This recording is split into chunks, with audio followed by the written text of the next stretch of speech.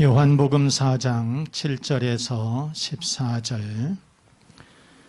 사마리아 여자 한 사람이 물을 기르러 왔음에 예수께서 물을 좀 달라 하시니 이는 제자들이 먹을 것을 사러 그 동네에 들어갔음이로라. 사마리아 여자가 이르되 당신은 유대인으로서 어찌하여 사마리아 여자인 나에게 물을 달라 하나이까 하니 이는 유대인이 사마리아인과 상종하지 아니함이러라. 예수께서 대답하여 이르시되 내가 만일 하나님의 선물과 또 내게 물 좀 달라 하는 이가 누구인지 알았더라면 내가 그에게 구하였을 것이요 그가 생수를 내게 주었으리라. 여자가 이르되 주여 물 기를 그릇도 없고 이 우물은 깊은데 어디서 당신이 그 생수를 얻겠사옵나이까? 우리 조상 야곱이 우물을 우리에게 주셨고 또 여기서 자기와 자기 아들들과 짐승이 다 마셨는데 당신이 야곱보다 더 크니까. 예수께서 대답하여 이르시되 이 물을 마시는 자마다 다시 목마르려니와 내가 주는 물을 마시는 자는 영원히 목마르지 아니하리니 내가 주는 물은 그 속에서 영원토록 솟아나는 샘물이 되리라. 아멘. 아멘. 자, 생명수 되신 주님, 시작. 생명수 되신 주님. 자, 유대인들은 사마리아 사람들을 거의 개 취급을 했어요. 집에서 키우는 이 이쁜 애완견 개가 아니라 혐오스러운 동물. 이스라엘 사람들이 돌아다니는 개를 굉장히 혐오스럽게 생각을 했어요. 그래서 우리나라로 친다면 쥐 정도. 쥐 또는 뱀. 이렇게 이 이스라엘 사람들, 유대 사람들은 이 사마리아 사람들을 이렇게 취급을 했었다는 것이죠. 그런데 오늘 이 본문은 유대인이 그렇게도 싫어하는 이 사마리아 사람을 기다리는 거예요. 이 사마리아 사람, 수가성이라고 하는 이 성읍에 예수님이 가셔서 생긴 사건을 말씀을 하고 있어요. 바로 예수님은 이 정오 때에, 정오 시간에 대낮에 누군가를 기다리고 계셨어요. 자, 그러면 예수님은 누구를 기다리셨을까? 첫째, 주님은 사마리아 여인을 기다리셨다는 거예요. 누구를 기다리셨다고요?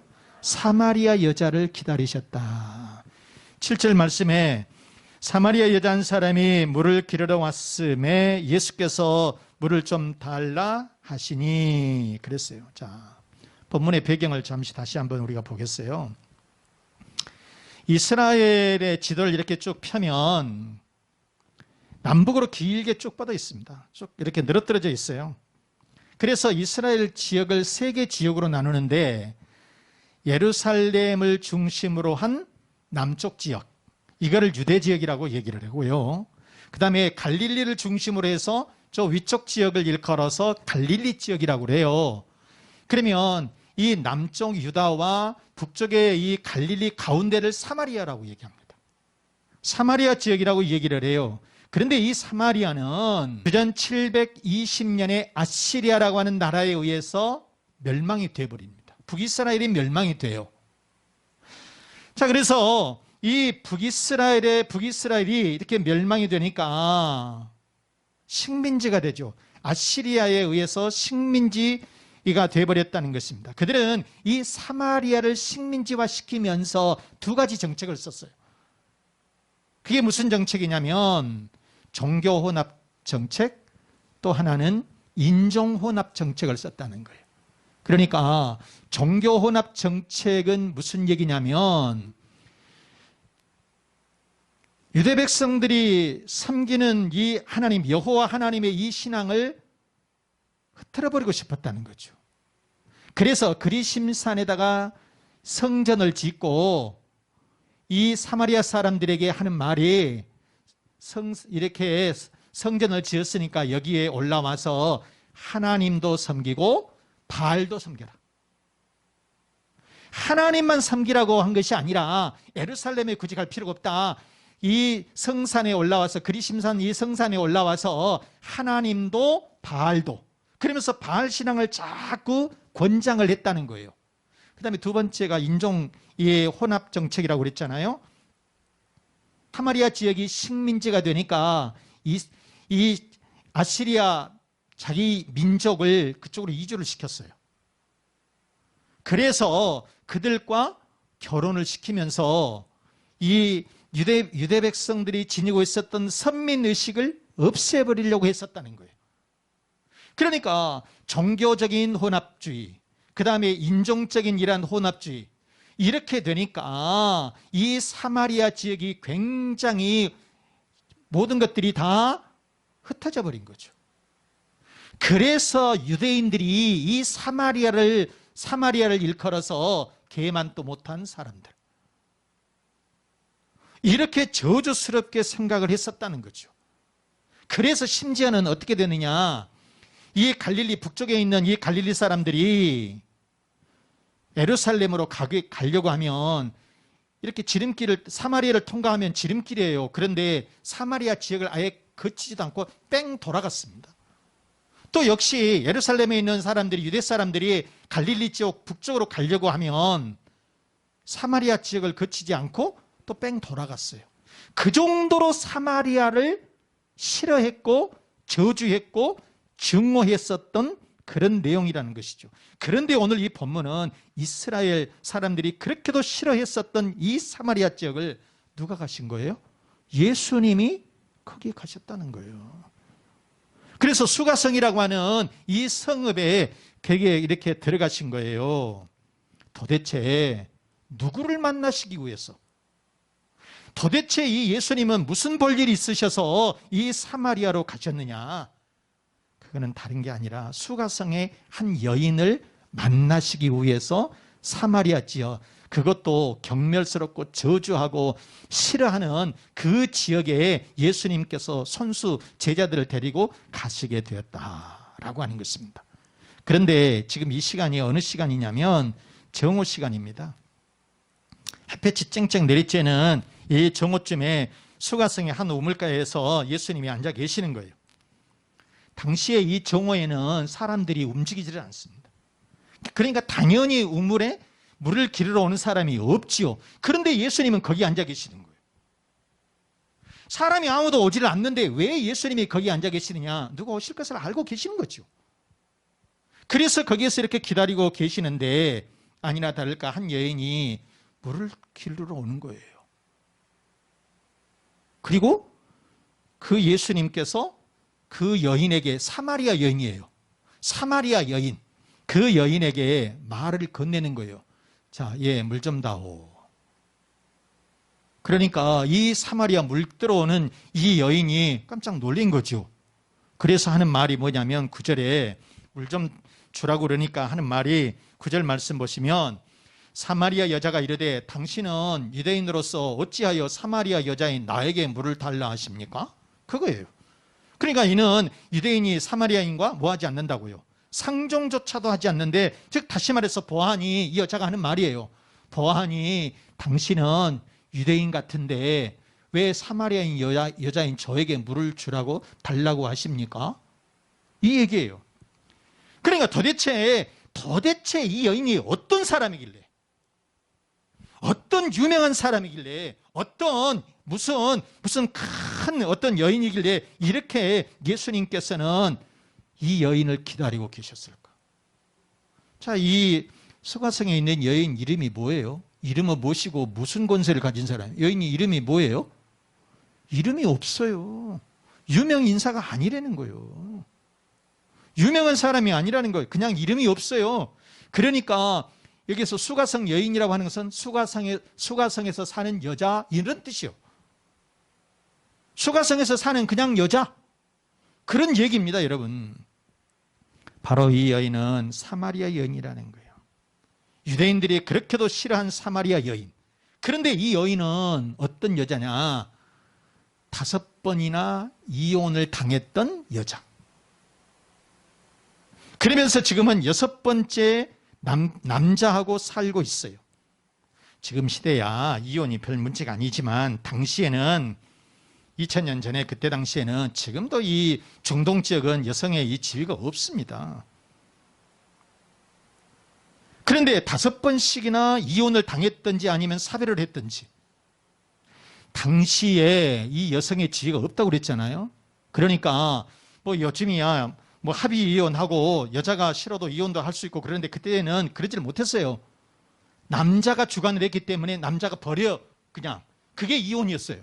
버리는 것이 이혼이었어요. 그런데 이렇게 5번씩이나 이혼을 당했다든가 아니면 사별을 했든가, 지금은 그래서 6번째 남자하고 살고 있다는 거예요. 그러니까 이 여인은 사람들의 눈을 피해서, 사람들의 얼굴을 피해서 그냥 몰래 물을 지금 길르러 지금 오고 있는 그런 사람인 거죠. 그러니까 이 여인은 사회로부터서, 가정으로부터서, 남자로부터서, 사람들로부터서, 이웃들로부터서 다 버림받은 여성이었다. 그런 여인이었다. 어때요? 불행한 여인이죠. 굉장히 비참한 여인이죠. 그런데 주님은 그 여인을 만나기 위해서 멀리서 이 사마리아까지 이렇게 오셔서 우물가에서 이 여인을 만나기 위해서 기다리고 계셨다라고 하는 것입니다. 여러분, 이처럼 주님은 소외되고 바로 버림받은 사람을 찾아오신 줄로 믿습니다. 주님은 여러분, 잘 나가는 사람, 유명한 사람, 높은 사람을 찾아오시는 것이 아니라 이처럼 어려운 사람, 소외받은 사람, 불쌍한 사람, 병든 사람을 찾아오신 줄로 믿습니다. 자, 마태복음 8장에 보면 나병에 걸린 사람이 있었습니다. 주님이 이제 산에서 이렇게 내려오시는데 나병에 걸린 어떤 한 사람이 예수님에게 찾아와서 그 예수님에게 넙죽 엎드려서 절을 하면서, 주님, 저를 좀 깨끗하게 해 주십시오. 이러는 거예요. 자, 여러분, 구약시대 때의 당시에, 그때 당시만 하더라도 구약시대 때 이 나병이라고 하는 것은 하나님으로부터서 저주받은 병이라고 생각을 했어요. 그러니까 사람들이 만나겠어요, 안 만나요?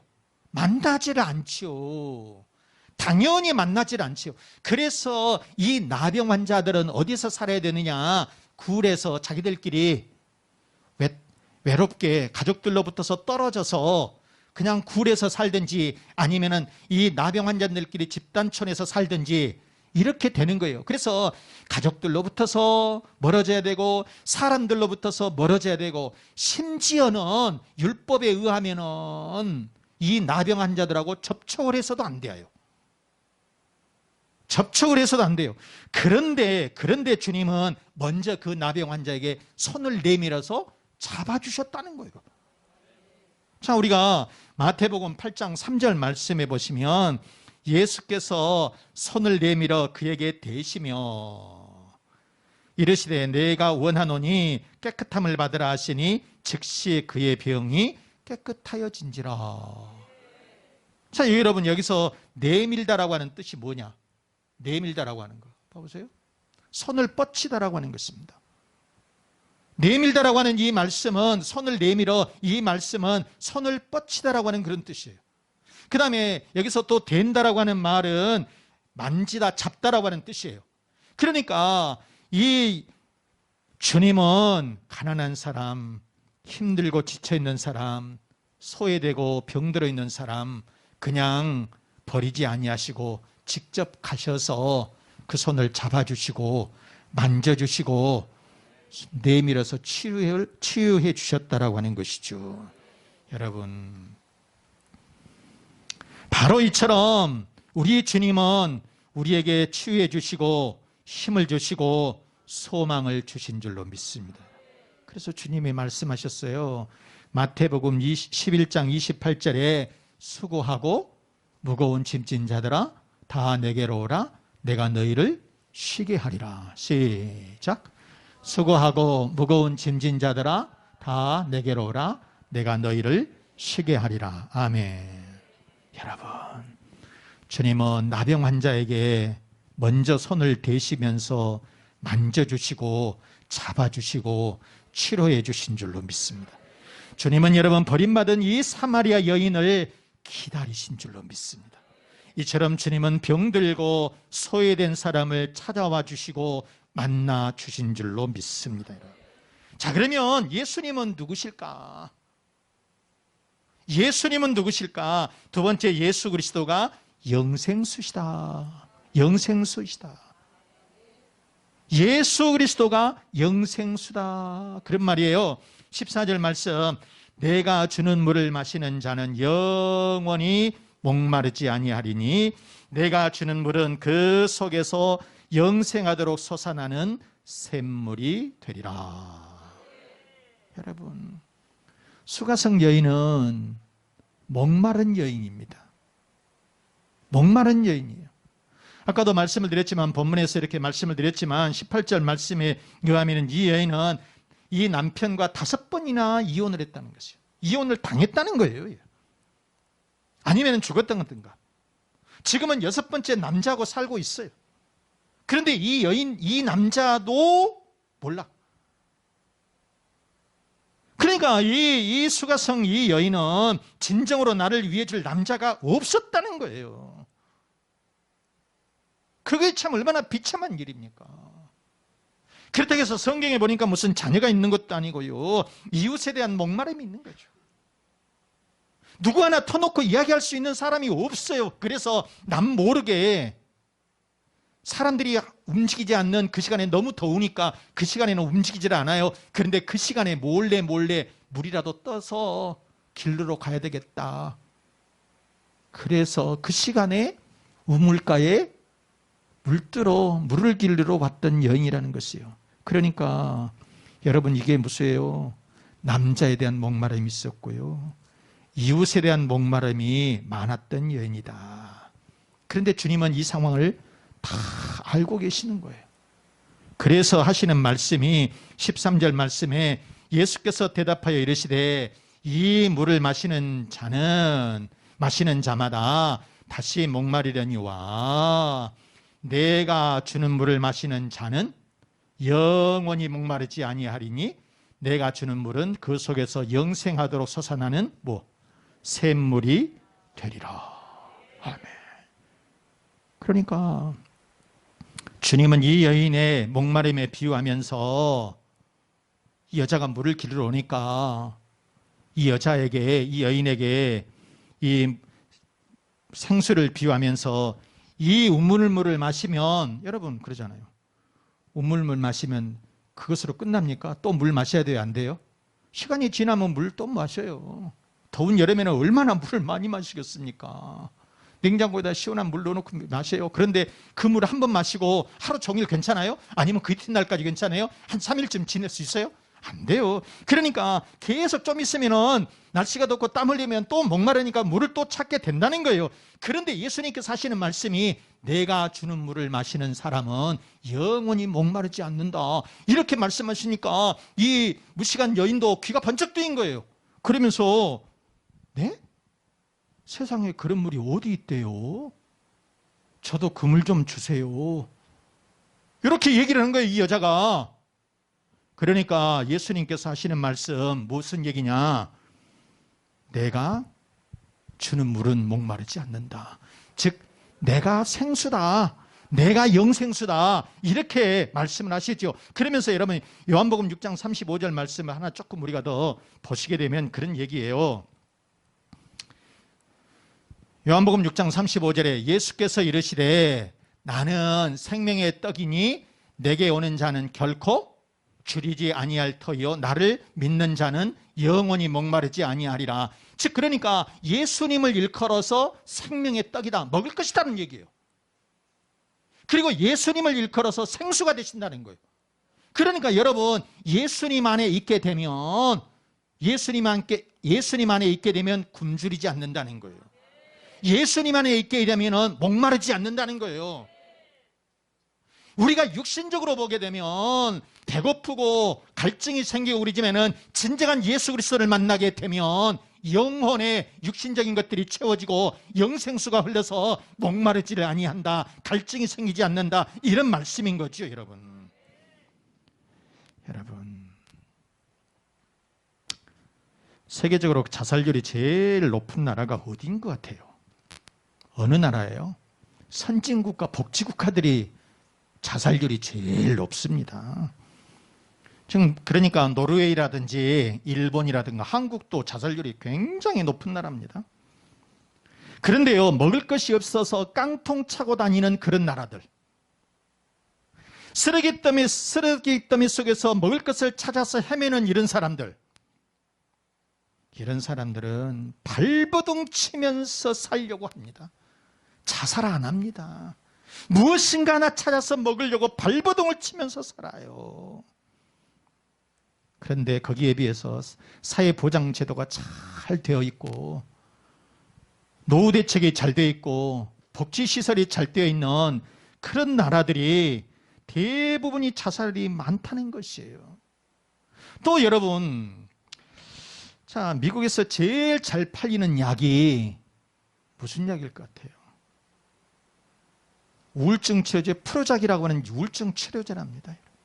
신경안정제라는 거예요. 그게 제일 잘 팔린다는 것이에요.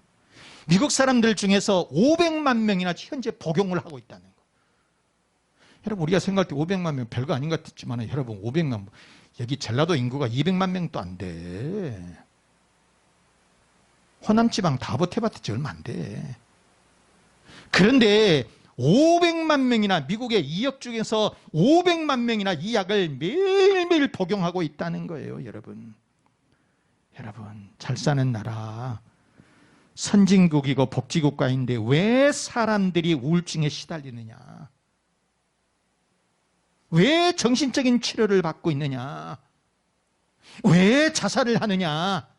세상 것 가지고는 채워지지 않는다는 사실이에요. 세상 것 가지고는 채워지지 않는 사실. 아무리 물질이 많아도요, 채워지지 않고요, 아무리 권력이 있어도 내게 만족이 없다는 거예요. 이 세상 어떤 것을 가지고도 채워지질 않는다는 것입니다. 그러니 세상 사람들은 불행한 거죠. 1997년 8월 31일 새벽 4시. 이게 뭐 날짜를 말하면 누가 잘 알겠습니까? 그런데 영국의 찰스 왕세자비 다이애나가 이집트의 재벌 이 아들과 벤츠 승용차, 최고의 벤츠 승용차를 타고 가다가 프랑스의 퐁달마라고 하는 지하도로에서 교통사고로 죽었습니다. 그때 나이가 36살. 참. 당시에 세계의 이제 화제거리였죠. 참 벌써 오래됐네요. 한참만 떠들고 막 시끌시끌하더니 벌써 그렇게 좀 오래됐습니다. 세상에 36살짜리가 죽었습니다. 자, 이 그녀는 유치원 교사 시절에 20살에 찰스 왕세자하고 결혼을 해요. 참, 그러니까 여러분, 이 어린 나이에 왕세자하고 결혼을 하게 되니까 세계의 사람들의 부러움이 대상이 됐습니다. 로망이었습니다. 그러니까 이 다이애나는 갑자기 스타가 된 거죠. 그래서 이 그녀가 입고 다니는 옷이 패션이 되고요. 그녀가 이 어떤 자선단체에서 무엇을 하게 되면 사진 찍으면 그것이 탑뉴스가 되는 거예요. 세계적인 뉴스거리가 이렇게 되었던 그런 사람입니다. 그런데 불행하게도요, 결혼한 지 15년 만에 이 찰스 왕세자하고 공식적인 이혼을 하고 맙니다. 그런데 그가 살면서, 결혼 생활하면서 5번이나 자살 시도를 해요.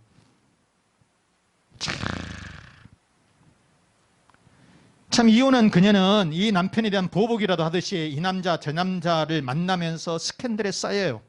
그러다가 36살 나이에 세상을 떠나버리고 만 거죠. 자, 우리가 여러분 생각하면 영국의 왕세자비 얼마나 참 부러운 자리입니까? 그러나 영국 왕세자비라는 명예도 권력도 물질도 다이애나에게는 어떤 것도 채워주지를 못했다는 거예요. 그 어떤 것도 그녀의 마음에 만족함이 없었다는 거예요. 불행한 여인이라는 거예요. 불쌍한 여자라고 하는 것입니다. 여러분, 삶에 대한 고독, 사랑에 대한 이런 갈증은 이 세상 어떤 것으로도 채워지질 않아요. 오직 예수 그리스도만이 우리의 목마름을 채워주실 줄로 믿습니다.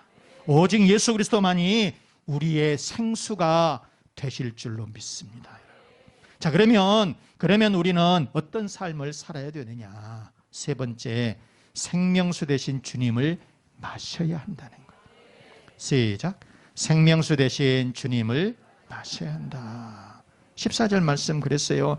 내가 주는 물을 마시는 자는 영원히 목마르지 아니하리니 내가 주는 물은 그 속에서 영생하도록 솟아나는 샘물이 되리라. 영생수라고 하는 거예요. 생명수라고 하는 거예요. 이게 영원히 목마르지 않는 생수를 마시라고 하는 거예요. 그 생수가 누구예요?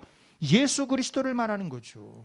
예수 그리스도를 마시라. 그러면 여러분, 예수 그리스도를 마시라고 하는 것이 뭔 말이에요? 예수님을 우리가 믿음으로 가슴으로 늘 받아들이고 우리가 깊이 신앙생활을 하면, 주님을 진정으로 만나게 되면 우리는 세상 것을 가지고 목마르지를 아니한다. 그런 말씀인 거예요, 여러분.